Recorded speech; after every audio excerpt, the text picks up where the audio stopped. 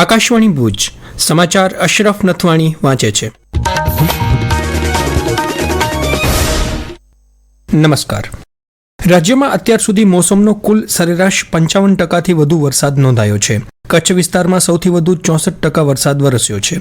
State emergency operation સેન્ટરની યાદીમાં જણાવ્યા અનુસાર રાજ્યમાં 28 જળાશય સંપૂર્ણ ભરાયા છે.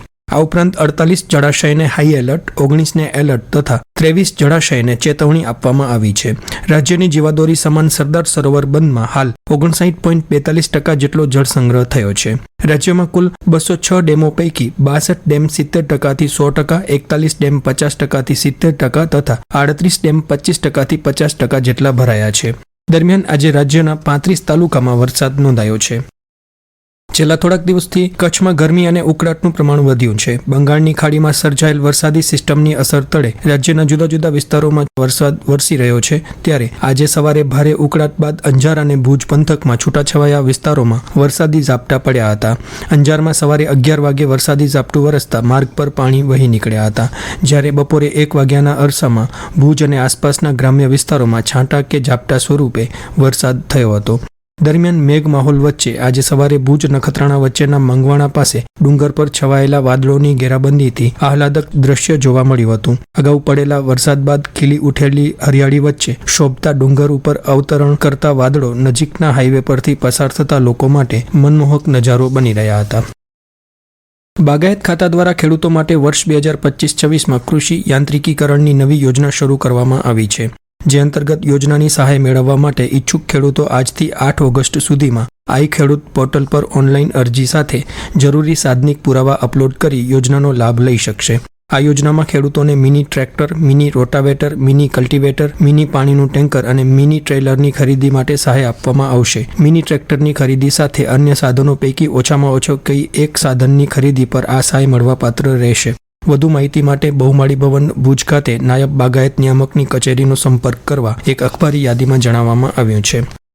તેલીબિયા ઉત્પાદન વધારવા માટેની કેન્દ્ર સરકારની national mission on edible oilseed યોજના અંતર્ગત ખેતીવાડી વિભાગ દ્વારા કચ્છ જિલ્લામાં ખેડૂતોને પ્રમાણિત બીજ વિતરણ ઘટક હેઠળ દિવેલા તથા તલના બિયારણનું વિતરણ કરવામાં આવી રહ્યું છે. આગામી સમયમાં ખેડૂત તાલીમનું આયોજન કરી ખેડૂતોને જરૂરી માહિતી સાથે પદ્ધતિસરની તાલીમ આપવામાં આવશે. આ યોજના હેઠળ તેલીબિયા પાકોનું વાવેતર વધશે તેમજ ઉત્પાદન વધારવામાં આ યોજના ખૂબ જ ઉપયોગી સાબિત થશે. જેથી ખેડૂતોને આ યોજનાનો બહોળા પ્રમાણમાં લાભ લેવા અનુરોધ કરવામાં આવ્યો છે. જરૂરી માર્ગદર્શન માટે ગ્રામસેવકનો સંપર્ક કરવા જિલ્લા ખેતીવાડી અધિકારીની અખબારી યાદીમાં જણાવવામાં આવ્યું છે.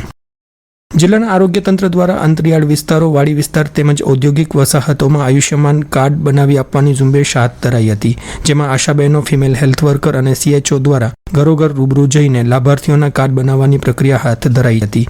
70 વર્ષ અને તેથી વધુ વયના વરિષ્ઠ નાગરિકો તથા NFSA લાભાર્થીઓને આ ઝુંબેશ અંતર્ગત લાભ આપવામાં આવ્યો હતો. જિલ્લા વિકાસ અધિકારી ઉત્સવ ગૌતમે કર્મચારીઓ દ્વારા કરાયેલી આ કામગીરીને બિરદાવી હતી.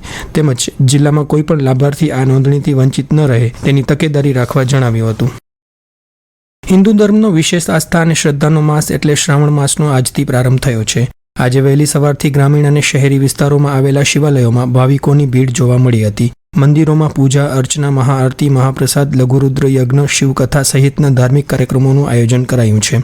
પૂર્વ કચ્છના કંથકોટથી પશ્ચિમમાં કોટેશ્વર સુધી જિલ્લાભરમાં વહેલી સવારથી જ ભક્તિભાવનો માહોલ રચાયો હતો. ભુજ નજીક આવેલા સુરલ બીટના રમણીય સ્થળે સવારે ભાવિકો ઉમટ્યા હતા. દર સોમવારે આ સ્થળે મેળો ભરાશે.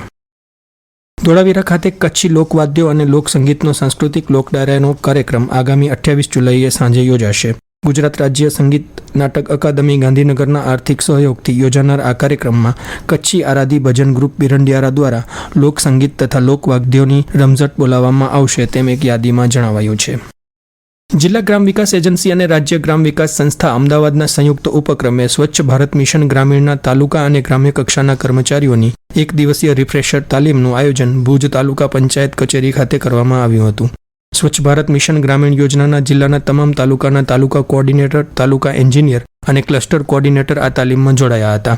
તાલીમમાં ગ્રામ્ય કક્ષાએ ઘન અને પ્રવાહી કચરાનું યોગ્ય, સુચારુ અને કાયમી નિકાલ કરવા અંગે માર્ગદર્શન આપવામાં આવ્યું હતું. ખેડૂતો માટે કૃષિ વિભાગ દ્વારા ખાસ કૃષિ પ્રગતિ મોબાઈલ એપ્લિકેશન બનાવવામાં આવી છે. આ એપ્લિકેશન દ્વારા ખેડૂતો ખેતીને લગતી તમામ મહત્વપૂર્ણ માહિતી એક જ જગ્યાએથી ઝડપથી અને સરળતાથી મેળવી શકે છે.